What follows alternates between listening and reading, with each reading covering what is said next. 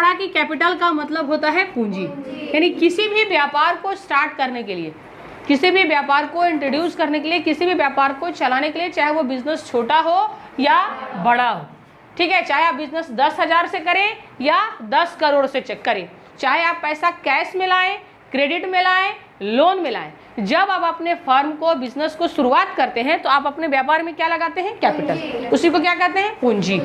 पूंजी क्लियर है? कैपिटल कौन सा अकाउंट है, जरा ये भी बता दीजिए।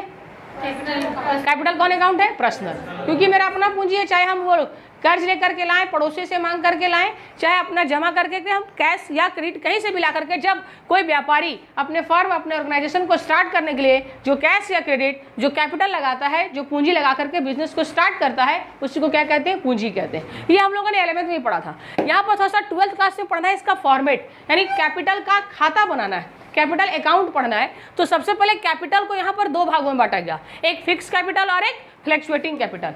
फिक्स कैपिटल को हम लोग बोलते हैं अस्थाई या अचल पूंजी। नाम से पता चलता है कि फिक्स है यानी अचल है। जैसे एक बार हमने लैंड में जमीन खरीद लिया तो ये मेरा क्या? अस्थाई पूंजी है। एक बार बिल्डिंग बना लिया, ये मेरा क्या हो गया? अस्थाई पूंजी है।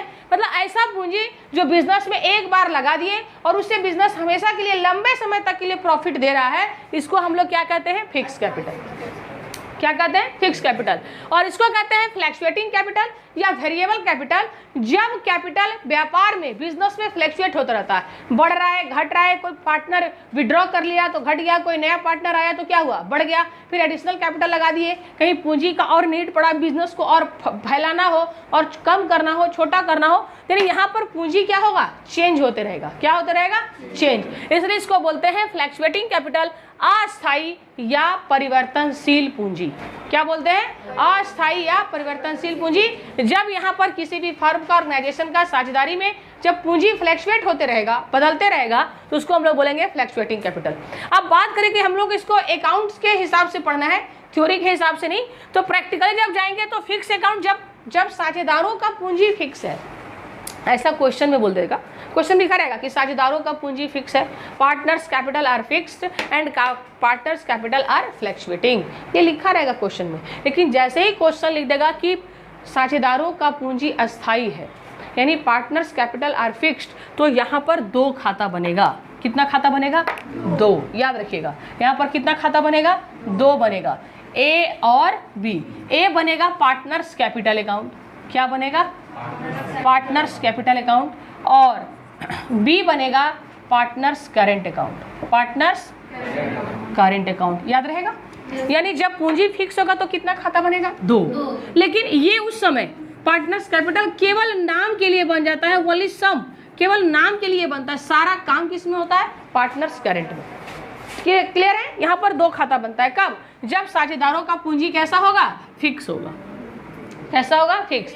लेकिन जब साझेदारों का पूंजी फ्लैक्चुएटिंग है तो एक खाता बनेगा पार्टनर्स कैपिटल। तो इस साइड हम लोग लेजर पढ़े हैं ना, लेजर, बस वो लेजर ही है और कुछ नहीं है, कोई डरने की बात नहीं है, बस एज ए लेजर। तो इस साइड को हम लोग क्या बोलेंगे? डेबिट। ये पूरा साइड को क्या बोलेंगे? क्रेडिट। पर्टिकुलर लेजर बनाते थे ना कैश का, तो बैंक का ऐसा बनाते थे। तो ये जितने पार्टनर होंगे उतने कॉलम। दो साझेदार हैं, दो कॉलम। तीन साझेदार हैं, तीन कॉलम। चार पार्टनर है तो चार कॉलम। बस यहाँ राम है, रहीम है, अकबर है तो लिख देंगे। यहाँ प्रिया है, आकांक्षा है, रेखा है, उसका नाम लिख देंगे। जितने साझेदार उतने कॉलम। कॉलम का कोई टेंशन नहीं है। पर्टिकुलर अमाउंट लेजर बनाए थे ना हम लोग। अब यहाँ पर इसका एक फॉर्मेट है, हमने लिखा बाई बैलेंस बीडी।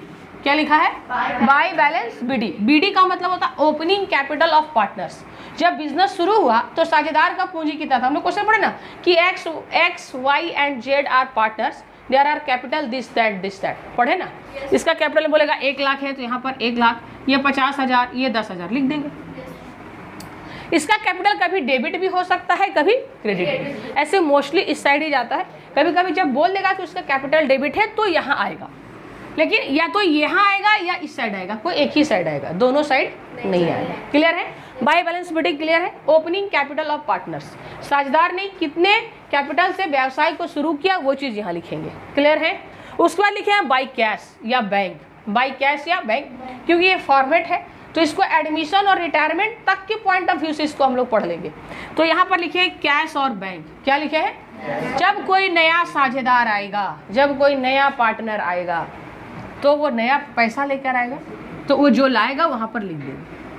फिर लिखे कैश और बैंक। यदि कोई एडिशनल कैपिटल, कैसा कैपिटल, एडिशनल कैपिटल, बीच में बोले अरे नेहा 50,000 रुपये लिया तो बाबू दुकान में लगाना, कल बाद में तुमको दे देंगे, तो 50,000 रुपया बाद में लाई ना भाई, नेहा पहले से भी दी थी 50,000, फिर लाई 50,000, तो उसका कैपिटल दिखाइएगा ना। तो यदि कोई एडिशनल कैपिटल लाएगा तो उसका एंट्री करेंगे।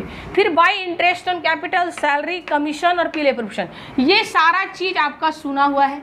कहाँ सुने थे आप? इसके ऊपर जब आप पीएल एप्रोप्रिएशन पढ़े, क्या पढ़े? PL appropriation. तो आपको याद होगा कि पीएल एप्रोप्रिएशन जब आप पढ़े, यहाँ पर आपको छोटा सा एक नमूना, तो यहाँ पर आप क्या लिखे थे? टू लॉस, उसके बाद क्या लिखे थे? टू इंटरेस्ट ऑन कैपिटल, फिर सैलरी, टू कमीशन। तो यही वाला सारा आइटम किधर आ रहा है? क्लियर है? तो वही इंटरेस्ट ऑन कैपिटल यदि कोई साझेदार का है तो लिख दो, कोई साझेदार सैलरी लिया है तो लिख दो, कोई साझेदार कमीशन लिया है तो लिख दो। हो सकता है लिया होगा सब, हो सकता है खाली राम लिया तो राम भी लिखो, रहीम लिया तो रहीम भी लिखो। पीएल एप्रोप्रिएशन कहाँ से आया? जो इधर जो प्रॉफिट आता था उसको हम लोग बांटते थे पुराने साझेदारों को पुराने अनुपात में, तो इस वाला प्रॉफिट को इधर, और यदि इधर लॉस आएगा तो इधर। यहाँ पर लिख दे रहे हैं ये लॉस है पीएल एप्रोप्रिएशन का, और ये क्या है? प्रॉफिट। बात समझ में आ गया? इस साइड का फॉर्मेट क्लियर है? इस साइड आएंगे to balance BD in case रहेगा तो। Drawing most important. ड्राइंग कहाँ जाएगा? पार्टनर्स कैपिटल के डेबिट। कहाँ जाएगा? डेबिट। जबकि इंटरेस्ट ऑन ड्राइंग कहाँ जाता है? इस साइड भी जाता है, पीएल एप्रोप्रिएशन के क्रेडिट। तो वह ड्राइंग भी इस साइड ही जाता है और इंटरेस्ट ऑन ड्राइंग भी इस साइड जाता है। ये आप माइंड सेट कर लीजिएगा। क्लियर है? ड्राइंग भी इधर ही जाएगा और इंटरेस्ट ऑन ड्राइंग भी। क्लियर? कैश और बैंक भी फिर मैं यहाँ लिखी हूँ। यदि कोई पार्टनर विड्रॉ कर रहा है, लाएगा तो उधर, जब इंट्रोड्यूस करेगा तो उधर, लेकिन जब विड्रॉ करेगा, पार्टनर कैश निकालेगा या ले जाएगा तो इधर। क्लियर है यहाँ तक? इंटरेस्ट ऑन ड्राइंग क्लियर है? और ये तो पीएल एप्रोप्रिएशन का आपका क्या है? लॉस है। क्या है? लॉस। उसके बाद लेजर की जैसा हम लोग दोनों साइड टोटलिंग करेंगे। मान लो इधर टोटल किए 5 लाख 5 लाख 5 लाख, यहाँ जोड़ रहे तो 1 लाख 1 लाख, तो इस साइड जो आएगा, इस साइड जो आएगा इसको हम लोग क्या बोलेंगे? To balance CD. यदि उधर आएगा तो क्या लिखेंगे? By balance CD. सीडी जब बीडी है तो सीडी ना आएगा। क्लियर है? और यही सीडी जाकर के कैपिटल बैलेंस शीट में चला जाता है। अभी फिलहाल इतना ही।